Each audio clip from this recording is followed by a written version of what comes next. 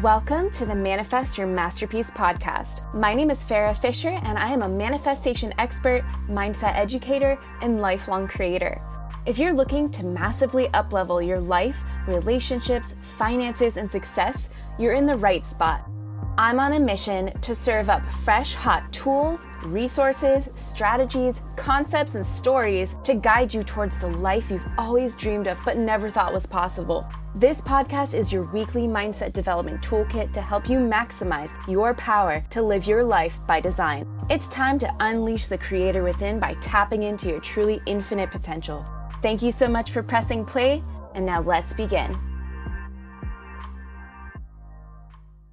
Hello creators, welcome back to the Manifest Your Masterpiece podcast. I just wanted to thank you so much for tuning in today because this episode is intense for me.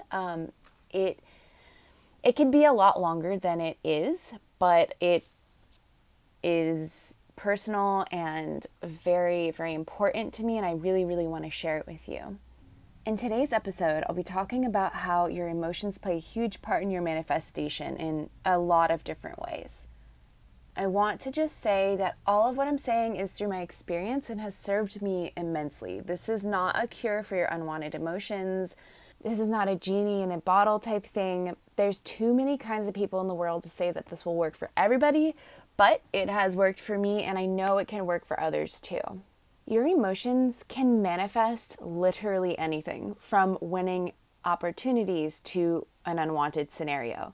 Emotions are the real power when we're considering how our lives play out. Your emotional response to the circumstances in your life determines the next step in which direction your life goes. Understanding what you're feeling can give you an indication of the frequency in which your energy is vibrating at. It can be hard to know what we want sometimes, so tuning into your emotions will give you a more trusting outline of how you want to feel so that you literally start attracting into your life the things that match those feelings.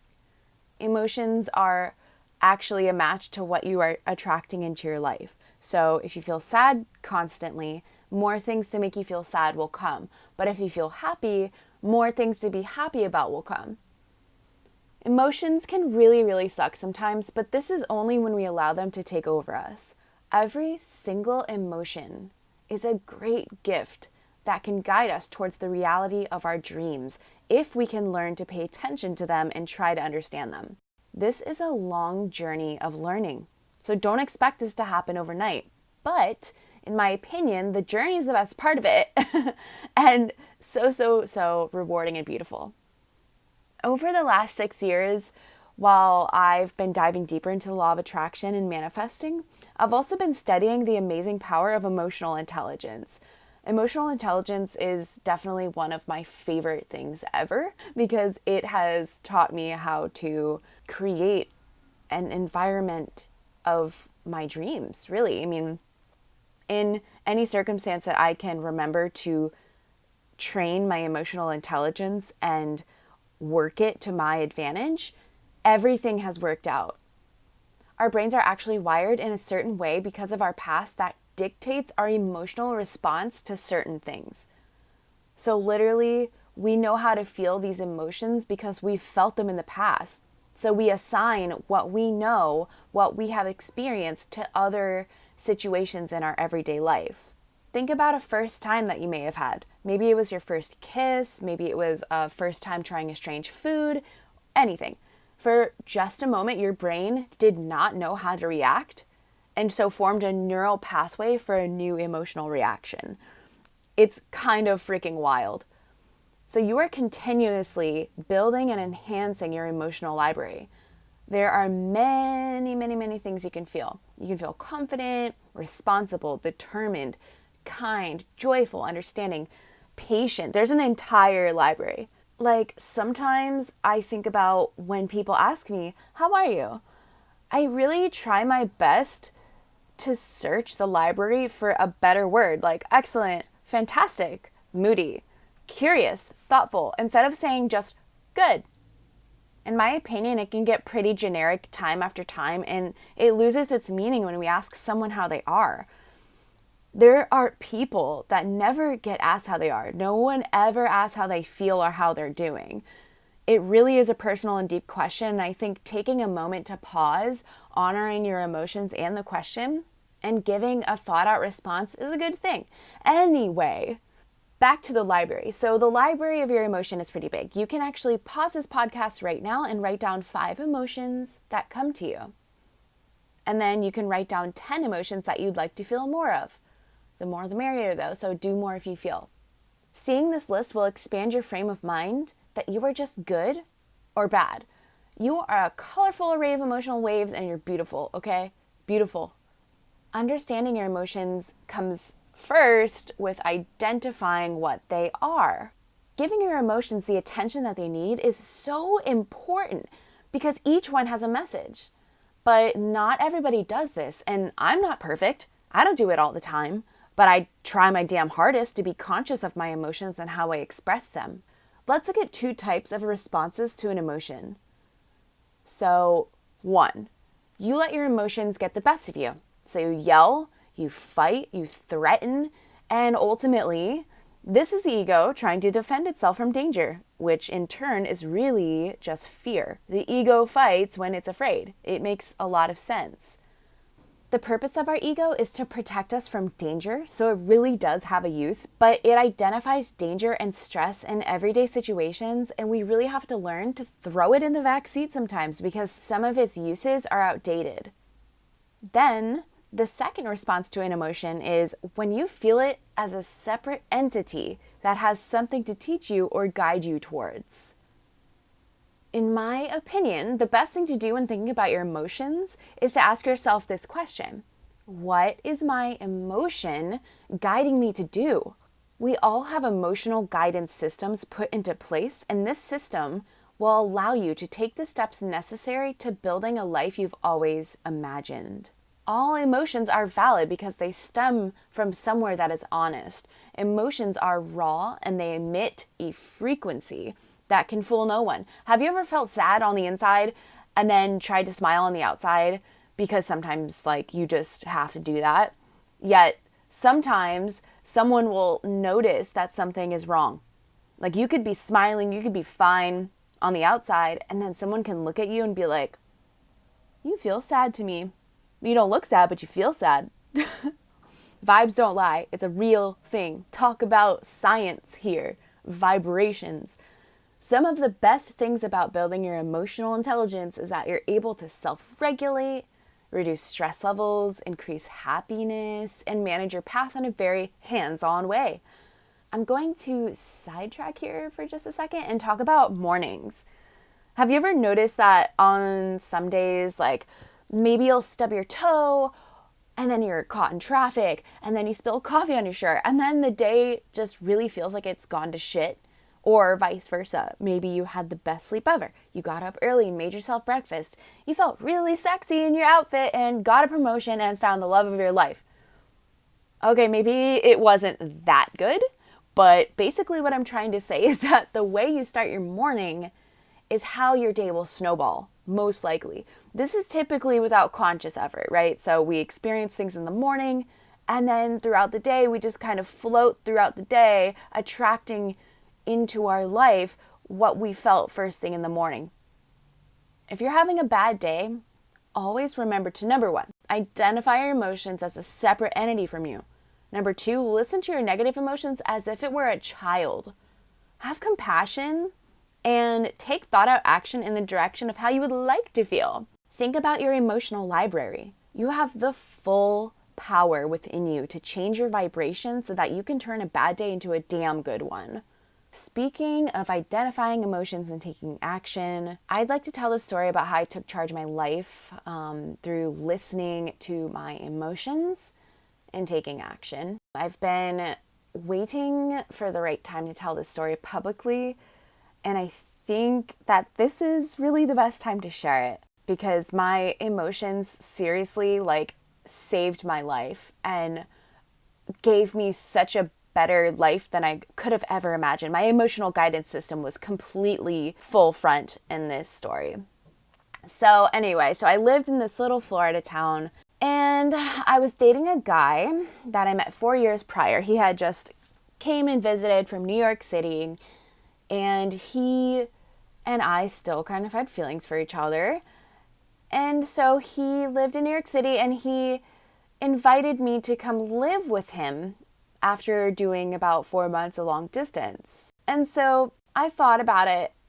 I asked my friends, and I moved for love, essentially, because my emotions told me to. My emotions were very, very strong, and so I didn't think about anything else, really. I just was like, oh, I love this person, and I'm going to move. So I based my decisions heavily on my emotions of wanting to be with someone I claimed to love. So I moved.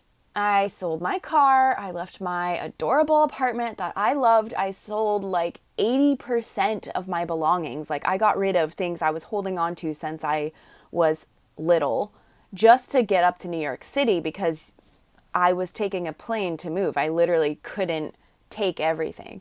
I show up in New York City and I was completely fucking shocked. Like, my whole body went into this like state of shock. I went from 17,000 people to 8 million people, and I had never felt anything like that before. So I didn't know at the time. I was just so shocked. Like, I was trying to figure out how I felt about being here, and it was just crazy. So for the first 2 weeks, I fully relied on my partner to teach me the ways of the city, but I never understood the transit until 4 months later. Like, I was just lost in the sauce. It was terrifying, and I experienced my first anxiety attack in New York City. I was in a state of fear. Like, what the actual fuck did I just do? My ego was threatened. I felt like everyone wanted to punch me, and everything is dark and scary and cold. So a month goes by, and I'm still terrified to be in New York City, and I start noticing some things about my partner that didn't feel good. Like, he was judging my spirituality. He was making me feel crazy. He was making me feel like I wasn't trying hard enough to adapt to this insane environment that I propelled myself into and wasn't mentally or emotionally prepared for. So at one point, we got plane tickets to Florida to see his family. Actually, his parents bought us plane tickets. That was very, very kind of them. And I told him I wanted to see my friends. And he said that I was not allowed and that I could see my friends when I bought my own plane ticket. My sirens were going off, like red flags all over the place, and my body started shaking. He threatened to cancel my flight just because I wanted to see my friends. I knew this was bad. I knew I had to leave, and everything was adding up. I closed my eyes and detached myself from the situation for just a moment. I imagined seeing myself from about 20 feet away, and I saw what was happening. I was seeing my emotion of fear, which was the result of abusive behavior.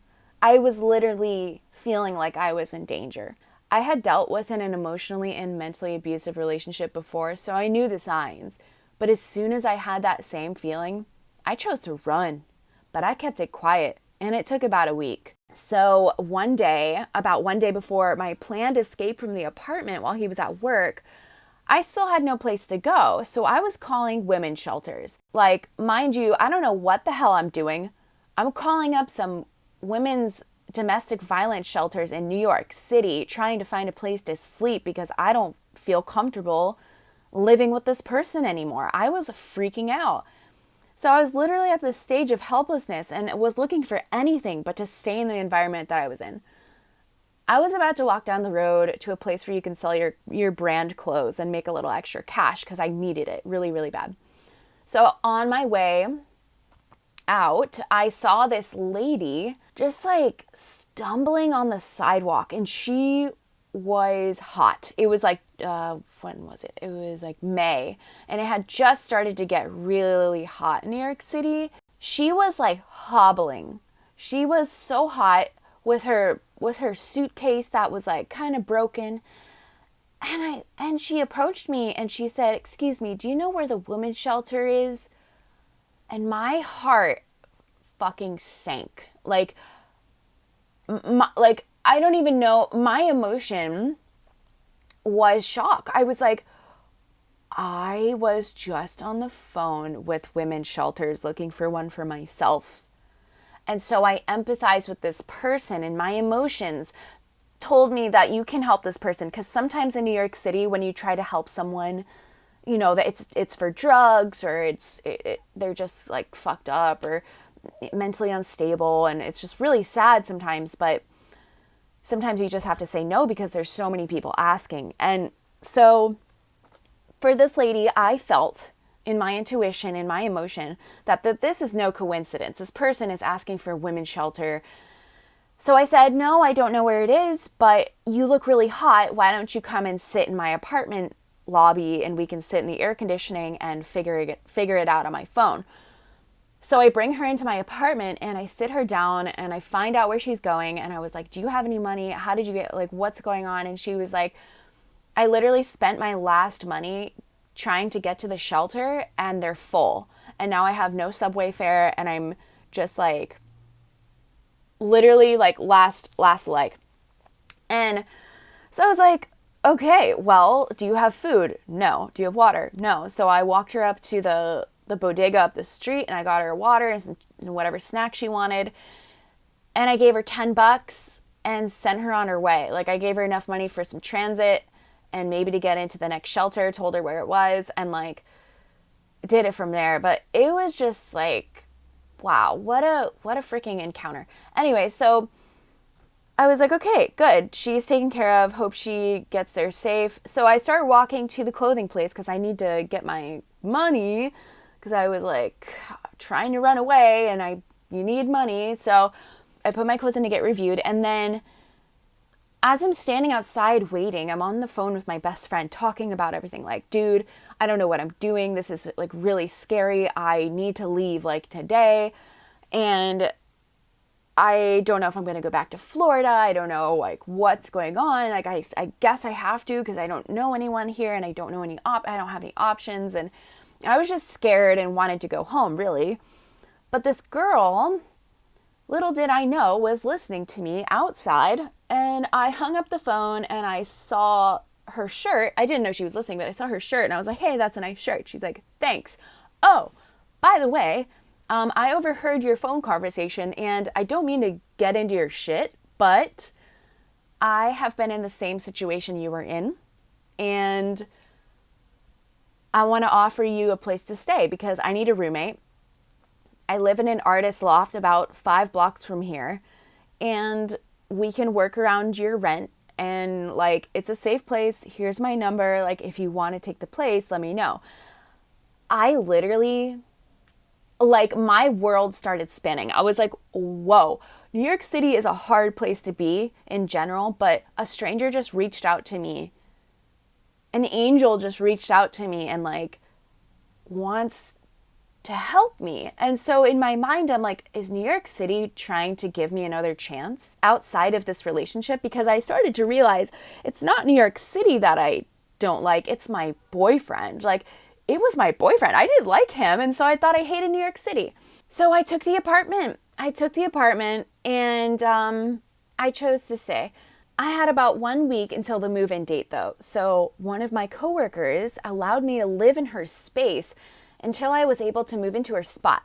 So I moved my entire life into her room, only for her landlord to come in like 2 hours later and tell me that I had to leave the next morning. I straight up had my easel, my clothes, my everything, my instruments. Like, it was just insane. Like, all my art supplies, everything. My world crumbled. I was like, okay, so I'm homeless right now, apparently, and I need to find a place to go tomorrow.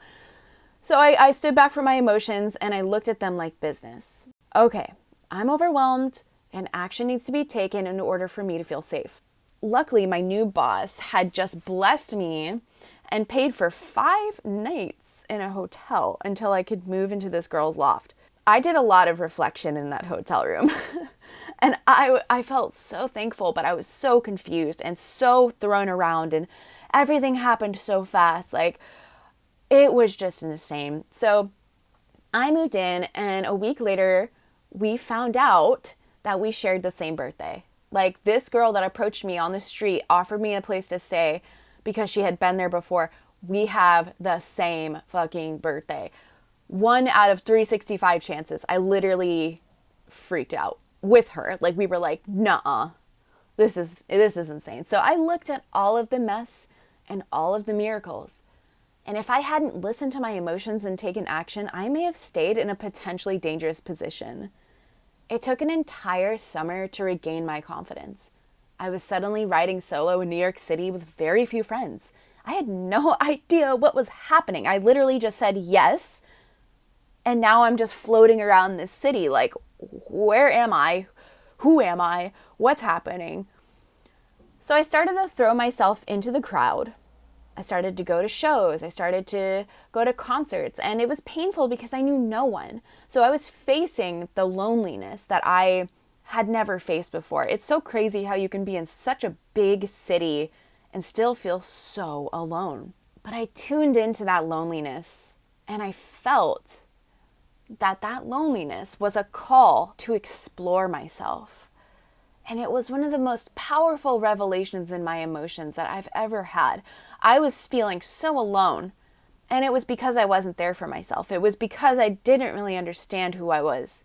I didn't know because I latched on to someone. I latched on to someone and hoped that they would give me this new life in New York City, and like, I didn't know what to expect. So I was alone now.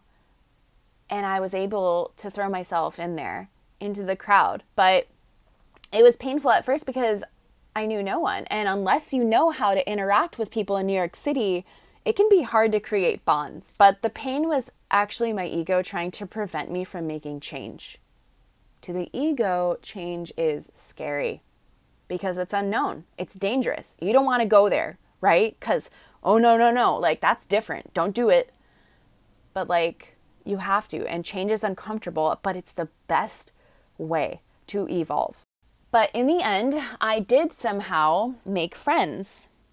The most important part of my emotional evolution in New York City was challenging my sadness and loneliness and the abuse of my past with courage, stamina, and a vision of freedom, fun, and opportunity. That's it. Like, that was what was on my mind. I literally had to challenge my fear and my sadness with all of those things, and change it was happening, and it was uncomfortable, and it was crazy, and it was messy, but it happened. It can be so hard to validate your own emotions when you have someone telling you that you're crazy for feeling things, especially when you put all of your faith and trust in that person. The saddest part is that sometimes these people are so injured on the inside that the way they express themselves is actually abusive, and they don't see it. So they defend it. They don't know what they're doing, so they defend it.